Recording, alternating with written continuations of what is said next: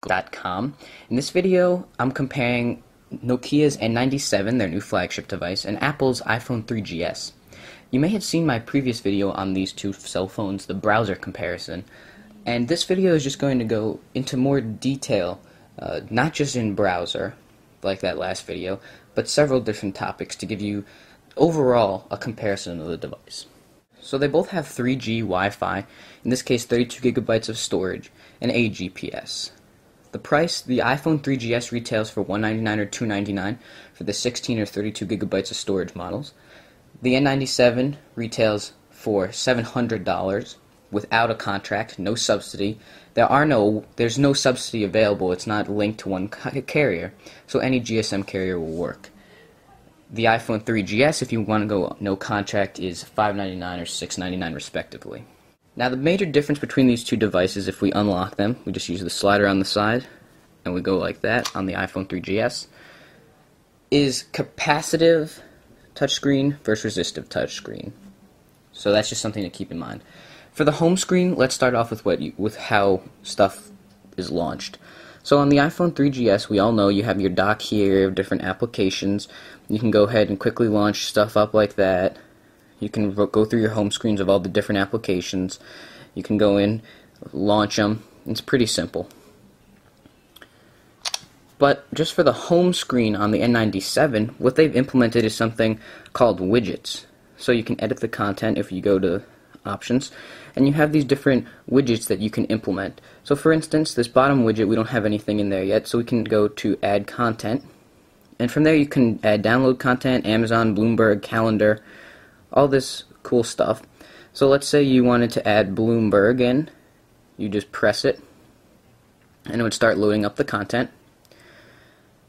Up here you have different ones, so you have AccuWeather, AP News, you have your apps, you can put contacts in.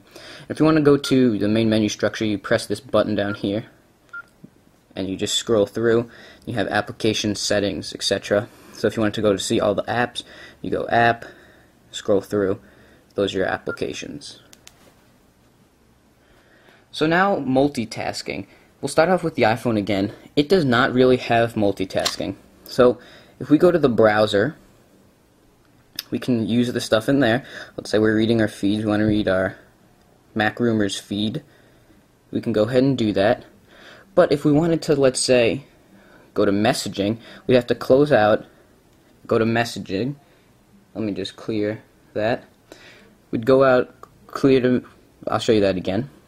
We'd be in the browser, we'd have to press the home screen, go to messaging, and we would just, close the application. What they do have is something called push notifications, which is similar to background, but it's not exactly the same thing. Basically, when an update comes, the server will push down a notification.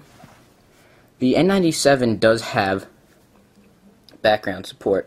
So let's say we're done messing with the home screen. Let's say we open up the browser. Now, what you can do is let's say you open up the browser. Now you go open up your contacts. If you go to options, and you have this in all the apps basically, you have all the different open applications. So your background. So I have several apps open. Let's say I wanted to open up this Bloomberg Stocks app in the background. We can upgrade. And while that's doing that, we can go to Show Open Apps. Let's say we wanted to go back to the web browser. And you could do these in the background, so, and this is just going to refresh. But for instance, let's say you had your music player, it would be really easy to run that stuff in the background. So background multitasking, which is a big thing. Now text input. I'm going to show you text input. First we'll start off with the N97. So we'll go to New Message. Now how do you input text? You have your alphanumeric keyboard here, and you can change the keyboard, so if you wanted to go to handwriting as well, you could do that. Hi. Or whatever, and if you go back, that's how you delete. But it does have a full QWERTY keyboard, which is flush, which is kind of a downside. There's not really a lot of feedback when you're typing on it. But you can say hi.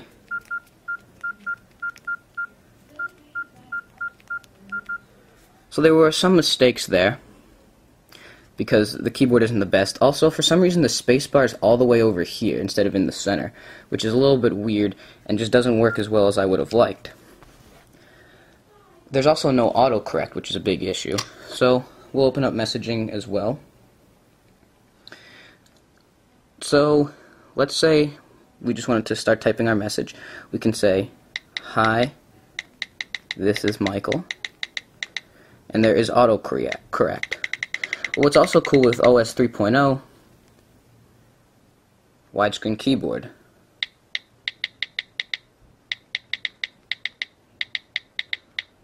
And it'll auto-correct, which is really good. I really like auto-correct. I wish it was on both devices, because sometimes the keyboards aren't as great as I would have liked, and sometimes, you know, just spelling mistakes, and it's nice to have it auto-correct. The next thing I want to show you is the App Store in each.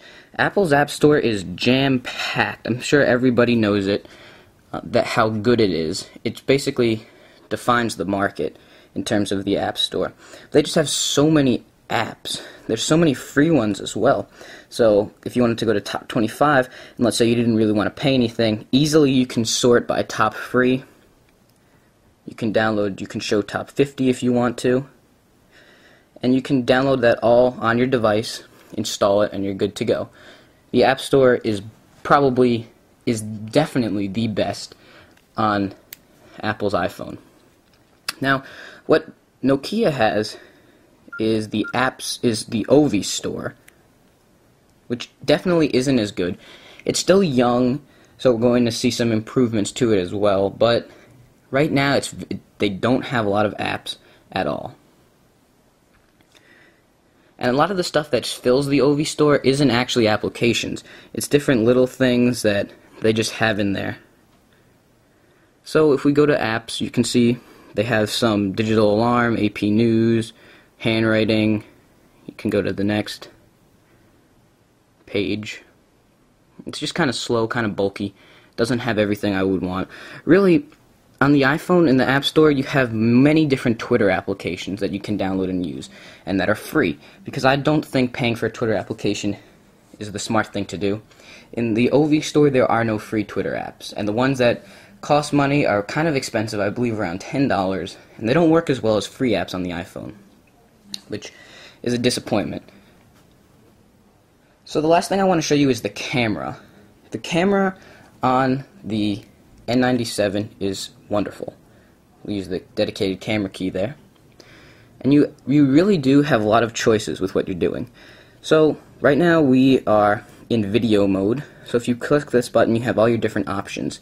So you can change the white balance, you can change color tone. So right on the device, if you wanted to have black and white, if you wanted to take black and white content, you can do that right on it, which is really cool. You can also turn this on right here, and as you can see, there's a dual LED flash. So the flash would go right on, and video would be illuminated professionally. Now you also can go to the secondary camera, which is right up here, and it can take video right from the front. We'll go back to the main camera. And then in picture mode, image mode as they say, you also have a lot of different functions. So if you go here, you have a lot more. You can go scene mode, you can do color tone again, but you can change the exposure, the ISO sensitivity, contrast, sharpness. You can do self-timer. If you want to do the rule of thirds, which is a big thing when you're taking pictures, you can turn the grid right on, hold down the button to auto focus, and take the picture with that huge flash. And then from here, you can delete the image or save it, whatever. Video recording is the same VGA, whatever. It works fine, and you can record from both cameras, even though the front-facing camera is weak. Now on the iPhone 3GS, you have pretty much the same thing, except you have less different customizable features, but it autofocuses, you can press down to focus, autofocus, auto white balance, again, touch to focus like I'm demonstrating right here. And that works. You can take a picture. Or if you wanted to take video, you can easily take video. Go to landscape mode to get better video. And you also have autofocus, auto white balance, and focus by touching. And you're good to go.